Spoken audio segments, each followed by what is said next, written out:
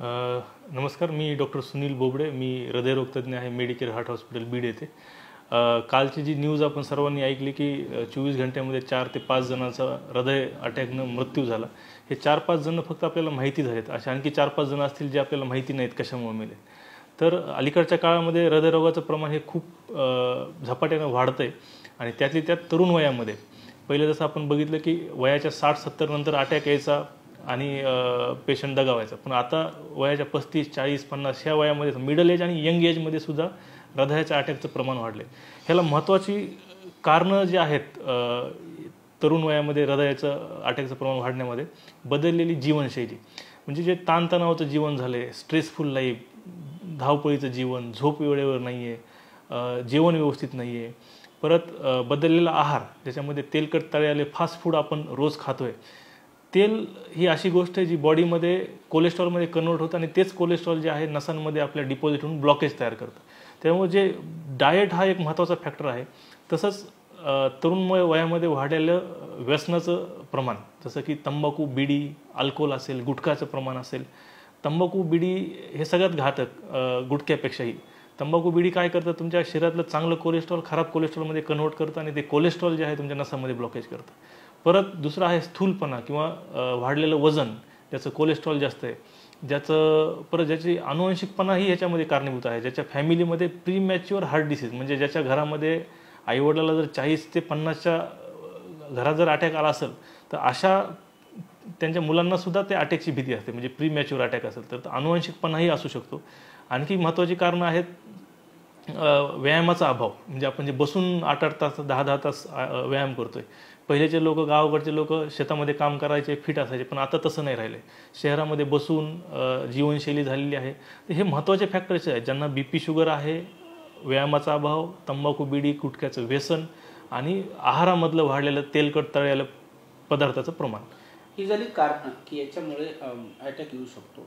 मात्र अटॅक येऊ घातलेला आहे किंवा काही वेळामध्ये तो अटॅक येऊ शकतो, अशी काय लक्षणं असतात जी प्रॉपर त्या व्यक्तीला असं वाटलं पाहिजे की आता मी अटॅककडे चाललेलो आहे? बरोबर. तर आपण सर्वांनी अटॅकची काय लक्षणं आहेत ते जाणून घेणं महत्त्वाचं आहे. सगळेच लक्षणं हे हृदयाचेच असतात असं नाही. बरेच लोक घाबरतात, छातीत दुखलं म्हणजे अटॅक आला. छातीत दुखणं हे सर्वात महत्त्वाचं लक्षण आहे. दुसरं आहे दम लागणं. आता छातीत दुखतंय कसं ते पण महत्त्वाचं आहे. कशा प्रकारचं दुखणं आहे, तुमच्या जर डाव्या साईडला पूर्ण डावी साईड ती दुखते, सोबत तुमचा हात दुखतोय, सोबत पाठ दुखते आणि एवढं तीव्र दुखणं की तुम्ही बसू शकत नाही, अस्वस्थ झालाय, सोबत घाम आलाय, मळमळ होतंय, उलटी होतंय, सोबत तुम्हाला दम लागायला लागलाय, तर हे एक लक्षणाचं हे फक्त एकच लक्षण नाही आहे. तुम्हाला ज्यावेळेस अटॅक येतोय त्यावेळेस फक्त छातीत दुखणार नाही, सोबत छातीत दुखल्यासोबत तुम्हाला दम लागणार, घाम येणार, उलटी होणार, चक्कर येणार आणि तुम्ही पडू पण शकता खाली. तर सगळ्यात महत्त्वाचं लक्षण जर मला असं वाटत असेल तर छातीत दुखणं आणि धाप लागणं. तर हे जर तुम्हाला लक्षणं वाटत असतील आणि हे रुटीनपेक्षा वेगळे वाटत असतील तर ह्याच्याकडे तुम्ही दुर्लक्ष न करता जवळपास जिथं दवाखाना आहे तिथं छातीची पट्टी, ज्याला आपण ECG म्हणतो, ह्या ECGवर आपण 90% अटॅक पकडू शकतो, मेजर अटॅक, आणि त्यावेळेस इलाज करू शकतो त्याच्यावर. मला याला जोडून एक प्रश्न विचारायचा की आपण आता असं म्हटलं की अटॅकचे लक्षणही आहेत आणि मग आपण त्याचा ECG वगैरे काढला पाहिजे, पण माझ्यापासून हॉस्पिटल एक 10-12 किलोमीटर आहे, मी दूर आहे आणि मला ती व्यवस्था आणि ती सुविधा लवकर प्राप्त होत नाही. तर मला तिथपर्यंत माझ्या शरीराने साथ द्यावी जरी अटॅक आलेला असला तरी, यासाठी मला काही सूचना आहेत का, काही किंवा काही मला मार्ग आहे का? बरोबर. जर आपल्याला असं वाटतंय की आपल्या छातीत एकदम चमक निघली आहे, छातीत दुखायला, दम लागायला, तो अटॅक, हृदयाचा अटॅक असू शकतो. अशा वेळेस तुम्ही त्याला दुर्लक्ष न करता सगळ्यात प्रथमतः तुमच्या जवळपास कोणी नातेवाईक, मित्र असेल त्याला इन्फॉर्म करून कळवणं गरजेचं आहे की माझ्या छातीत दुखतंय, आणि जर पॉसिबल असेल जवळपास दवाखान्यात जाणं तर ते शक्य आहे. पण बऱ्याच वेळेस दवाखाना जवळ नसतो तर काय करा, तुम्ही हालचाल नाही केली पाहिजे. फोनवर बोलून तुम्ही जर जेवढं हालचाल कराल, धावपळ कराल, तेवढं जे रक्तपुरवठा हृदयाला व्हायचा तो होणार नाही, आणखी हृदयावर ताण येणार आहे. तत्काळ थांबलं पाहिजे, एका जागेवर थांबलं पाहिजे, फोन केला पाहिजे, फोन करून मदतीला बोलवलं पाहिजे. आणि जर ॲम्ब्युलन्स असेल, ॲम्ब्युलन्स नसेल तर कुठल्याही वाहनानं आरामात त्याला जवळच्या दवाखान्यामध्ये जाऊन नेलं पाहिजे. आणि सगळ्यात महत्त्वाचं मला वाटतं, जर दवाखाना असेल किंवा नसेल, पण आपण गावोगावी मुख्य कार्यालयाच्या ठिकाणी ज्या 2 गोळ्या आहेत, आपण रक्त पातळीच्या गोळ्या म्हणतो, ही गोष्ट हा पण विषय आहे की माझ्याकडून हॉस्पिटल दूर आहे आणि आम्हाला असं वाटलं की आम्हाला हा अटॅक आहे आणि आम्हाला अर्धा तास 1 तास लागू शकतो हॉस्पिटलला पोहोचायला, तर त्या अगोदर असं एखादं मेडिसिन, एखादी टॅबलेट जी असू शकते, जी मला एवढा वेळ प्रोव्हाइड करू शकते एकदम अडचणीच्या वेळेत, असे काही औषध? जर छातीत दुखायला लागले, दम लागले, पेशंट होशमध्ये आहे, तर सांगतो की माझ्या छातीत दुखते, दम, त्यावेळेस आपण ॲस्पिरिन नावाची गोळी आहे 325 मिलीग्रामची, जर ती अवेलेबल केली ती त्याला कचकन खायला द्यायची, पूर्ण चावून खाऊन घ्यायची. ॲस्पिरिन नावाची गोळी काय करते, जे हृदयाचा ब्लॉक बनणारी गाठ आहे त्याला रोखते. आणि दुसरी गोळी असते सॉर्बिटेट नावाची 5 किंवा 10 मिलीग्रामची, ती जिभेखाली ठेवायची. त्याच्यामुळे हृदयाची जी नस असते तिचा साईज वाढते आणि रक्तपुरवठा सुद्धा फ्लो वाढतो हृदयाला, रक्तपुरवठा. दुसरा एक प्रश्न याला धरून, जर तो अटॅक नसला आणि आमची फक्त शंका असेल, या 2 गोळ्याचे काही साईड इफेक्ट्स होतात का? जर रक्तपातळाची गोळी जी ॲस्पिरिन सांगितली त्याचा साईड इफेक्ट 99% केसेसमध्ये काही नाही.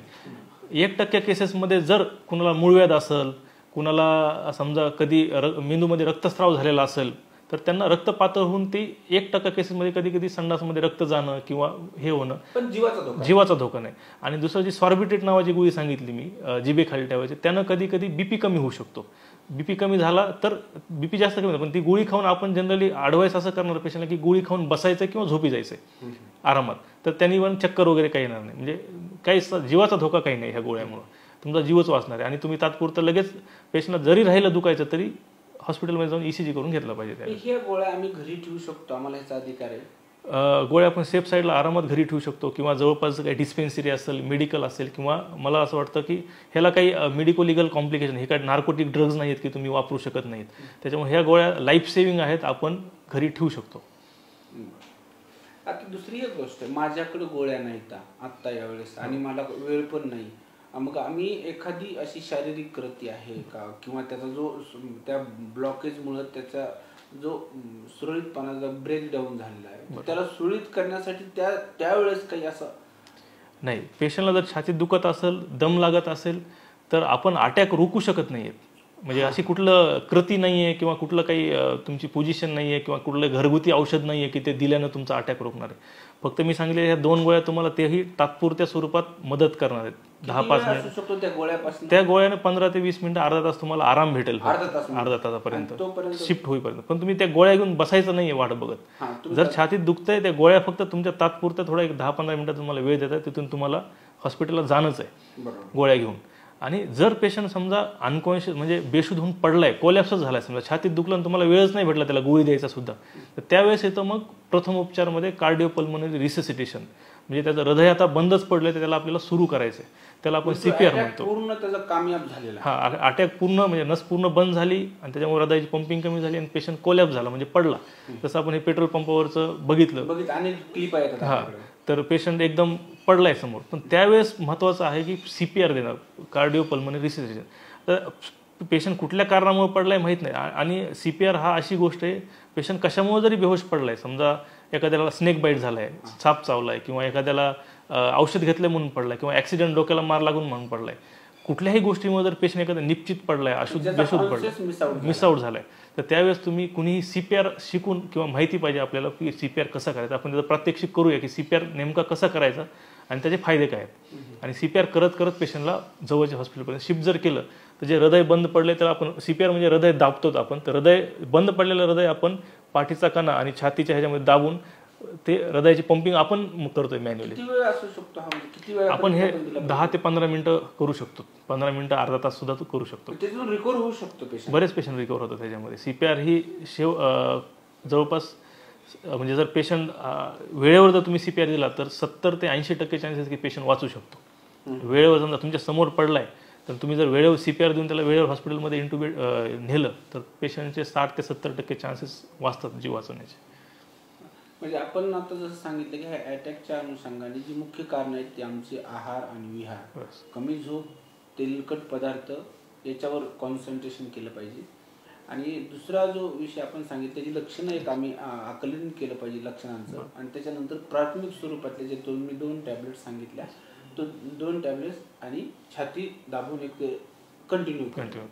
याशिवाय अशा कुठल्या गोष्टी आहेत या रोगाच्या अनुषंगाने की आपण जर सुरुवातीलाच काळजी घेतली, तुम्ही व्यायाम पण सांगितला, तर या गोष्टी आहेत की एवढ्या गोष्टीची काळजी घेतली की मग तुम्हाला या बाबतीत काही हे नको. त्याच्यामध्ये होतं काय, शारीरिक डॅमेजपेक्षा आता हा रोग म्हणजे मेंटली खूप प्रेशर करतोय समाज व्यवस्थेवर. अटॅक ह्याच्यामुळे काही परिणाम होतो का? बरोबर. अटॅक म्हणून भीती पण निर्माण झालेली माणसामध्ये. कधी कधी आता मी बघतोय माझ्याकडे पेशंट थोडंही छातीत दुखलं तरी येत आहेत घाबरत. तर घाबरून जायची गरज नाही. त्याचे लक्षणं तुम्ही समजायचं की जर बऱ्याच वेळेस पेशंटमध्ये इथं दुखतं, ह्या पण हा पॉईंट जर दाखवून तुम्ही दुखत असाल तर हे 99% हृदयाचं दुखणं नसतंय. त्यामुळे त्याला घाबरायचं, इथं दुखतं हे असं हृदयाचं दुखणं नसतंय. मी सांगितलं की हृदयाचं दुखणं हे तुमचं पूर्ण छाती भरून येते, दम लागतो, घाम येतो, उलटी मळमळ होतं. आता ह्याला प्रिव्हेंट कसं करायचं, म्हणजे आपण ह्याला रोखू कसं शकतो? तर आपल्याला कारणं माहिती आहेत. जर कारणं आपण कंट्रोलमध्ये ठेवलं तर हृदयाच्या अटॅकाला आपण प्रिव्हेंट करू शकतो. काय कारणं आहेत? ज्यांना बीपी शुगर आहे त्यांचा बीपी शुगर रेग्युलर चेकअप करून तो कंट्रोलमध्ये ठेवायचा आहे. ज्यांचा समजा व्यायामाचा अभाव आहे त्यांनी रोज 30 ते 45 मिनिटं व्यायाम करायचा आहे. खाण्यापिण्याच्या शैलीमध्ये बदल करायचा. जर तुमच्या खाण्यामध्ये रोज तेलकट तळलेले पदार्थ येत असेल तर ते अवॉइड करायचे. हिरव्या पालेभाज्या, कडधान्य, काकडी, गाजर ह्याचा समावेश वाढायचा. तुम्हाला जर व्यसन आहे तंबाखू, बिडी, गुटखा हे आटोक्यात आणून कम्प्लिटली बंद करायचं. तंबाखू म्हणजे एकदम घातकच. तंबाखू आणि स्मोकिंग सगळ्यात घातक. अल्कोहोलपेक्षाही तंबाखू आणि स्मोकिंग घातक हृदयासाठी. नंतर तुमचं जर कोलेस्ट्रॉल वाढलेलं असेल तर ते कोलेस्ट्रॉल किंवा जे वजन वाढलेलं आहे ते कंट्रोलमध्ये ठेवायचं आहे. आणि रेग्युलर 30 ते 45 मिनिटं व्यायाम नियमित. आणि ताणतणाव जो चिडचिडपणा वाढला आहे, आपण कुणावर चिडतो कारण की फास्ट जग झालं आहे, सगळ्याला गोष्टी लवकर पाहिजेत.